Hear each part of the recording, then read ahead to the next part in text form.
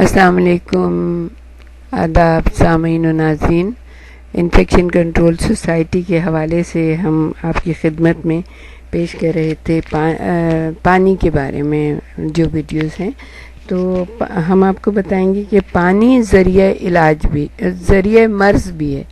یعنی کہ ایک تو ہم نے بتایا کہ شفا کے لیے پانی کس طرح سے پیا جائے اور اپنے جسم کو میں پانی کی کمی کو دور کرنے کے لیے کیا کیا کیا جائے، اس کے کیا اشارے ہوتے ہیں کہ جسم میں پانی کی کمی ہو گئی ہے۔ اب پانی یعنی کہ گندا پانی جو ہے، خراب پانی جو ہے، وہ کس طرح سے امراض میں اضافہ کر دیتا ہے اور اس کے ذریعے سے کس طرح سے مرض ہوتے ہیں، اس کے لیے ہم آپ کو بتائیں گے کہ مختلف ممالک میں موسم بہار بھی مختلف انداز سے آتا ہے، اور اکثر یہ ہوتا ہے کہ یرقان کے سبب آنکھیں زرد ہو جاتی ہیں، ٹائیفائڈ کی وجہ سے بخار تیز ہو رہا ہوتا ہے۔ جس یرقان کا یہاں ذکر مقصود ہے گویا کہ ایک عالمگیر انٹرنیشنل بیماری ہے، لیکن اس کی اصل زد جنوب مشرقی ایشیا علاقہ، روم، مشرق وسطیٰ افریقہ، مشرق وسطیٰ اور جنوبی امریکہ پر پڑتی ہے کہ ان علاقوں میں، جیسے ہمارا ایشیا ہے، ان علاقوں میں صحت و صفائی کا انتظام معیاری نہیں ہے۔ یہ یرقان وائرس کے ذریعے پھیلتا ہے۔ یہ وائرس ہمارے جسم میں داخل ہو کر خون کے ساتھ گردش کرتی ہے اور بالآخر جگر کی جو بافتیں ہوتی ہیں، جگر کے جو سیلز ہوتی ہیں، ان کو ضرر پہنچا کر یرقان کا باعث بنتی ہیں۔ نتیجتاً جگر معوف ہو کر اپنا کام صحیح طریقے سے انجام نہیں دے سکتا، کیونکہ جسم میں جو ٹاکسن ہوتی ہیں ان کا اخراج صحیح طریقے سے نہیں ہو سکتا۔ یہ جسم میں جمع ہوتی رہتی ہیں اور جسم کی زردی کا باعث بنتی ہیں۔ یہی وہ زردی ہے جو آپ یرقان کے مریض کی آنکھوں میں بآسانی دیکھ سکتے ہیں۔ آنکھوں کی سفیدی میں زردی آ جاتی ہے۔ اس یرقان کا سبب کھانے اور پینے کے پانی کی نجاست سے آلودگی ہے۔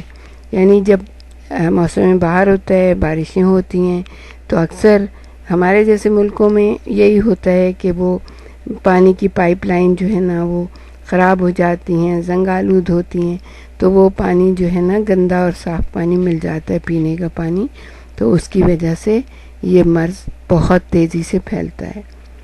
اس نجاست کا ذریعہ یرقان میں مبتلا مریضوں کا اسٹول ہے۔ یہ اسٹول ان چھوٹے کیڑوں یا وائرس سے بھرا ہوتا ہے جس کی آمیزش اگر پانی کے بڑے نلکوں میں یا پائپ لائن میں ہو جائے تو یہ یرقان وبائی شکل میں ہولناک طریقے سے پھیل سکتا ہے۔ جہاں بھی صحت و صفائی کا انتظام معیاری نہیں ہوگا اور پانی کی آلودگی کا احتمال ہوگا، پانی گندے طریقے سے استعمال ہو رہا ہوگا، وہاں اس طرح کی سوزش اور سوزش جگر کا امکان بڑھ جائے گا، یعنی کہ یرقان کا امکان بڑھ جائے گا۔ یہ یرقان آپ کو تو اچھا خاصا تجربہ ہوگا کہ بچوں اور نوجوانوں میں کثرت سے ہوتا ہے، بہت زیادہ ہوتا ہے۔ یرقان ہونے سے قبل الٹیوں کی اور موشن کی شکایت عام ہو جاتی ہیں۔ یہ وائرس جو ہیں جو باعث یرقان ہیں نہایت سخت جان ہوتے ہیں کہ جسم کے باہر ناموافق حالات میں تقریباً 1 ماہ تک زندہ رہ سکتے ہیں۔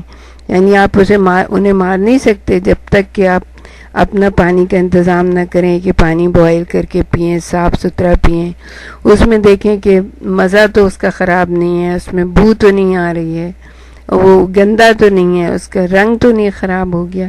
اگر یہ تینوں چیزیں نہیں ہیں تو پھر ٹھیک ہے، ورنہ آپ یہ ہے پانی جو ہے بوائل کر کے ہمیشہ پئیں۔ اور خاص طور پہ موسم بہار میں، برسات کے موسم میں جب بارشیں بہت زیادہ ہو رہی ہوں تو پانی کی بہت زیادہ آپ احتیاط کریں. جب بھی موقع ملتا ہے اس وائرس کو، وہ منہ کے راستے پانی اور غذا کے راستے جسم میں داخل ہو کر اور آنتوں کے راستے اسٹول میں خارج ہو جاتے ہیں. دوسرے عوامل جو اس مرض کے امکان کو بڑھاتے ہیں وہ تو لوگوں کی کثیر تعداد جو پست معیار زندگی کے ساتھ گزر بسر کر رہی ہے، جہاں صفائی اور صحت کا معیار برقرار نہیں رکھا جا سکتا. موسم گرما میں مرض کا امکان اور بڑھ جاتا ہے. خصوصاً مکھیاں اس مرض کو پھیلانے میں اہم کردار ادا کرتی ہیں. جنگ عظیم کے دوران مشرق وسطیٰ اور بر عظیم پاک و ہند میں معیاری صحت و صفائی نہ ہونے کے سبب یہ مرض جو ہے وہ وبا کی صورت میں آتا تھا. ابھی بھی کبھی کبھی ایسا ہوتا ہے کہ ہمارے جیسے ملکوں میں تو صفائی ستھرائی کا اتنا زیادہ انتظام نہیں ہے، تو جو کچی بستیاں ہیں یا جہاں پہ صفائی کا انتظام اتنا نہیں ہو سکتا ہے، اس میں یہ ایک سے دوسرے کو بڑی آسانی سے لگ جاتا ہے.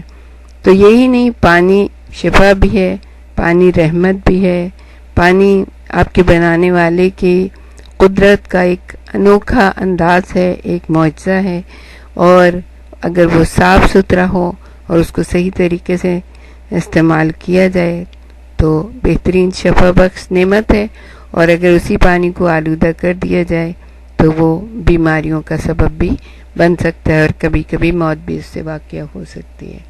تو خیال رکھیے اپنا، اپنی فیملی کا، اپنے بچوں کا. پانی کو ابال کر پیجیے، ہاتھوں کو ہمیشہ دھوئے رکھیں، کھانا کھانے سے پہلے غذا کو اچھی طرح پکا کے استعمال کریں تاکہ بیماریوں سے بچ سکیں.